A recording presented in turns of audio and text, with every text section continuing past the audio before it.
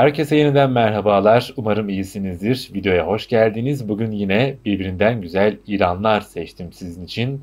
Biliyorsunuz insanların kimi yatırım için, kimi yaşamak için ev satın alabiliyor ve özellikle son yıllarda köy evlerine yönelik bir hayli rağbet var. Doğa içinde yaşam alanlarıyla alakalı ilgi giderek artıyor. İnsanlar şehirde sıkışmaya devam ettikçe. Bugün ilk ilanımız İzmir'den, Kiraz'dan ve tam 6543 metrekarelik bir alanda çok güzel bir köy evi buldum sizin için ve kat mülkiyetli tapusu. Fotoğraflara önce bir bakalım. Böyle geniş bir arsa içinde kuş bakışı olarak fotoğrafa da yer vermişler ilanda. Çevrede de başka evler var görüyorsunuz. Birbirlerinden de bir hayli uzaklar. Arsada gösterdikleri gibi burada 6563 metrekare evde arsanın bir köşesine konuşlandırılmış. Birazdan videosunu da izleyeceğiz evin ve arsanın. Biraz hızlanayım. Evet, ev bu şekilde. Evin önünde çok güzel de bir oturma alanı mevcut. Güzel bir manzaraya karşı oturulabilecek bir alan. Evin içine geçtik. Evin içi de gördüğünüz gibi tadilata muhtaç değil. Güzel görünüyor. Oturma odası penceresinden görünüm. Bu da evin içinde otururken göreceğiniz manzara. Arazimiz içinde bulunan ekili alan denmiş. Orayı da göstermişler. Farklı açılardan fotoğraflar böyle. Evet, bir de videosunu görelim. Birlikte izleyelim.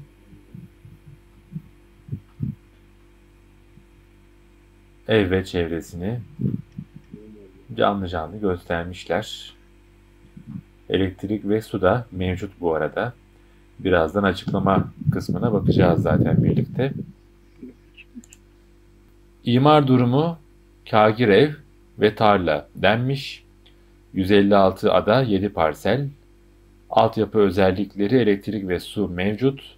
Kiraz merkeze 9,8 kilometre, Ödemiş merkeze 29 kilometre mesafede.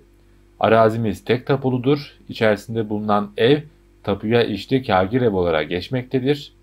Evi ister tadilat yapın, isterseniz yıkıp %5 imar planlarına uygun yeni bir villa yapın demişler.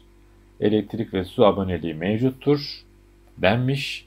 Evin alanı 100 metrekare, arsanın alanı 6543 metrekare, ev 2+1, bina yaşı 26 ile 30 yaş arası, ısıtma soba, kullanım durumu boş, emlak ofisinden verilmiş ilan, ilgilenen kişi Fatih Bey, telefonu 532 545 52 38, Kiraz, Tek Bıçaklar Mahallesi'nde 575 bin liraya oldukça büyük bir arazi ve içinde tapuda da görünen bir ev değerlendirilebilir eğer bütçenize uygunsa.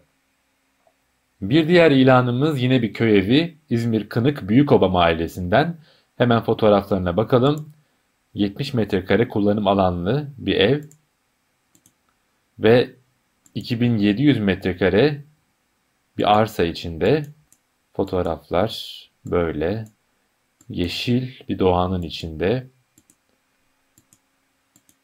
İlan detaylarına da birazdan bakacağız. Etraf tamamen ağaçlarla çevrili. Evin önünde güzel bir bahçesi de var, oturma alanı da var. Çeşmesi mevcut bahçesinde. Açıklama kısmına bakalım hemen. Kınık Büyükoba'da 2787 metrekare tapu içerisinde 2+1 müstakil ev, masrafsız kurulu düzen, elektrik su aboneliği mevcut, manzarası güzel, doğayla iç içe, temiz, muazzam, nezih bir yerdenmiş. 205 ada, 8 parsel, yerin durumunu görebilirsiniz demişler. Ve şu anda mal sahibi oturuyormuş. evde. 470 bin lira bu evde o büyük arsasıyla beraber ısıtma soba, tapu durumu kat mülkiyetli denmiş. Tabii ki bunları siz alma aşamasına geçerseniz detaylı bir şekilde sorgulatırsınız. Emlak ofisi ilgileniyor bu ilanla. İlgilenen kişi Şemsettin Bey ve telefonu 539 725 87 97 İzmir Kınık Büyükoba Mahallesi'nde 470 bin liralık ilanın numarası. Şimdi de İzmir Ödemiş'teyiz. İzmir Ödemiş Şirinköy'de satılık muhteşem köy evi denmiş başlıkta. Metrekaresi oturma alanı 89 metrekare, bina yaşı 5-10 arası. İçinde şömine var, müstakil tapulu. Hemen fotoğraflarına bakalım. Mavi beyaz, gerçekten güzel görünen bir ev. İçi de böyle. Şömineyi de görüyorsunuz. İçerisi gayet temiz görünüyor. Açıklamalarına bakalım hemen. Bu arada fiyatı 525 bin lira. Ödemiş'in en güzel köylerinden biri olan Şirinköy'de tamamen yenilenmiş, taşınmaya hazır denmiş. Evin girişinde açık mutfak ve salon olarak kullanabileceğiniz bir alan bulunmakta.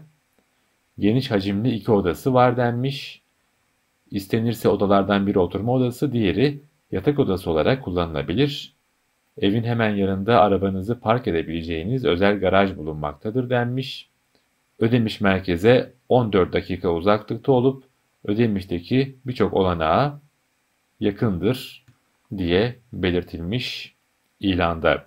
Bu ilanda emlak ofisinden satışa çıkartılmış ve ilgilenen kişi Deniz Maraş, telefon numarası 549 715 82 46, İzmir Ödemiş Şirinköy Mahallesi'nde 525 bin liralık köy evinin telefon numarası ve ilgilenen kişi bu şekilde.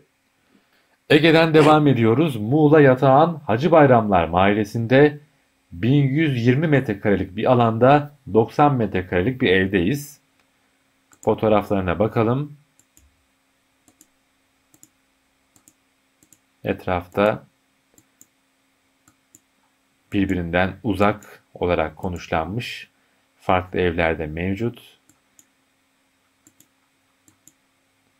Evin fotoğraflarını gezmeye devam ediyoruz. Bu evin bakıma ihtiyacı var. Açıklamalarına bakalım hemen.